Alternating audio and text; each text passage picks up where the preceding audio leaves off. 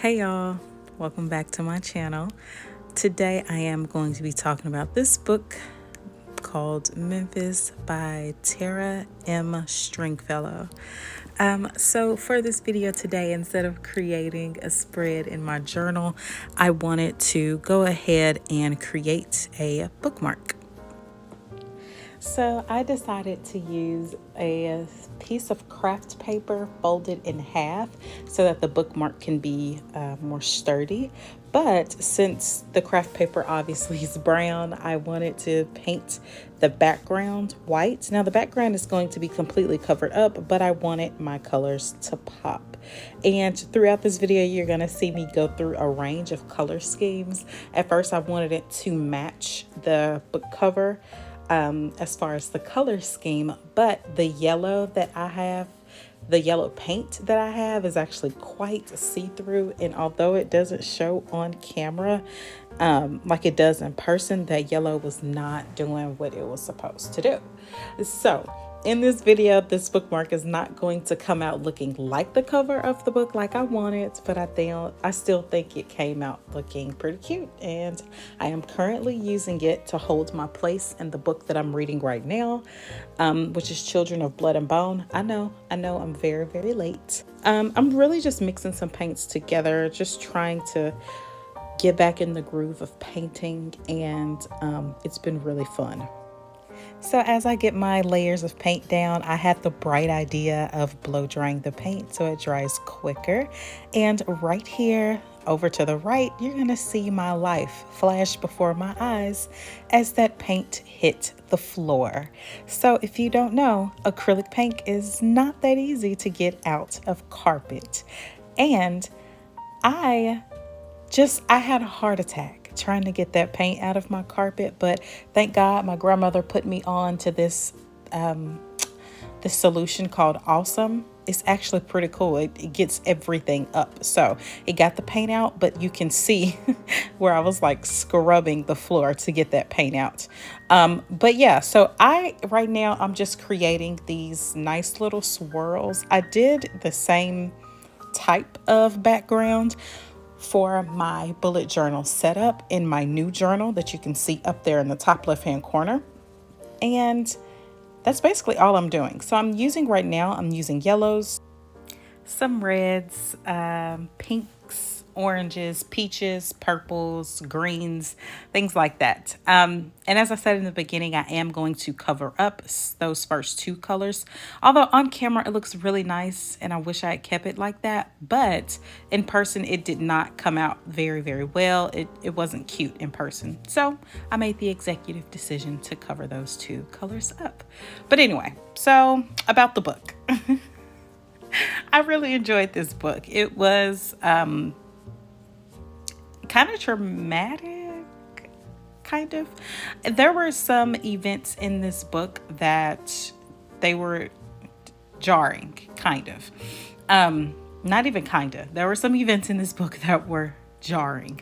When I went into this book, when I started reading this book, I had no idea what it was going to be about. I can explain it a little bit in a spoiler-free review at first, and then I am going to give a few spoilers towards the end of the video.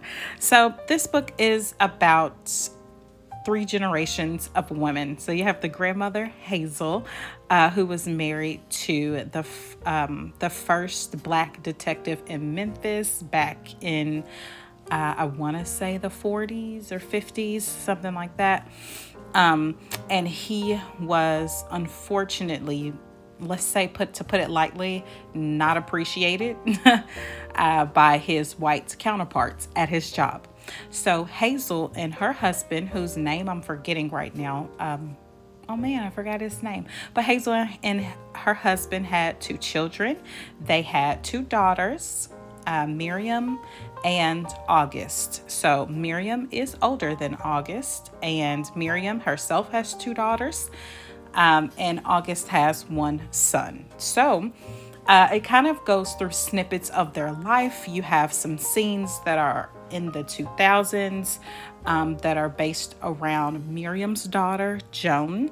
And then you have some scenes that are in the 80s that are based around Miriam and August. And you get different points of view different perspectives. So the book is told through the perspectives of Hazel, which is the grandmother, Miriam, and August, as well as Joan. So Joan, who is the granddaughter to Hazel, the daughter of Miriam, she goes through different ages in the book, but she is an aspiring artist. She is really, really good at drawing. She draws everything. She draws everywhere all the time. And she also paints, and she just really, really loves art. That's her thing.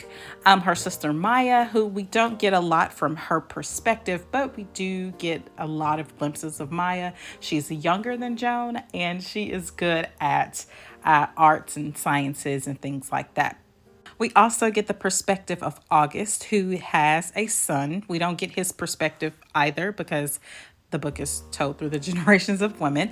August is a very, very good singer, but when the father of her child passed away, she decided that she could not pursue her dream of singing because she had to take care of herself and her son. So she opened a salon in her house, which is the house that their dad built for them, Hazel's husband. Yes. So she has a shop going on, and it's very, very, very successful. Everybody in North Memphis loves her shop. You know, they go in, get their press and curl. You know, they love August and her shop. Joan used to be basically a stay-at-home mom. And if you don't know this, they were all born in Memphis. That's pretty much where all of this takes place. That's why the book is called Memphis. But at one point, not Joan, excuse me, Miriam. At one point, Miriam moved away with her husband because he's in the army. So he moved away. He got a higher ranking position in the Marines, and they had to move to, I want to say, like South Carolina or something like that. So there are a few chapters of her and her daughters in South Carolina. So the book is about when Miriam moves from South Carolina back into her mother's house in Memphis, or her childhood home. And it just goes through their life and what they've had to go through, the traumatic events that they go through as a family, family trauma, and just living and supporting each other as they go through life. It's a very, very emotional ride. Since I'm from Memphis, and I could see this book so clearly. They were speaking about some of the streets in North Memphis. I wasn't raised there, but you know, I know the area, Bill Street. They were speaking about the music and things like that.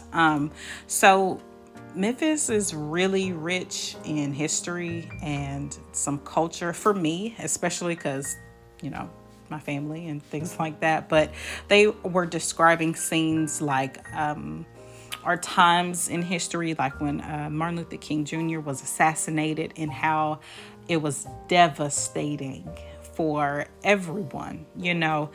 And it would remind me of the times that I would ask my grandparents what it was like living through that time when MLK was assassinated.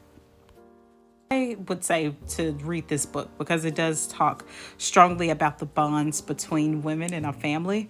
And even though my dad, my grandfather, I have uncles who are in my life, a lot of the times when I speak about my family, it's me, my mama, my auntie, my grandmama, and my cousins, and my female cousins in particular.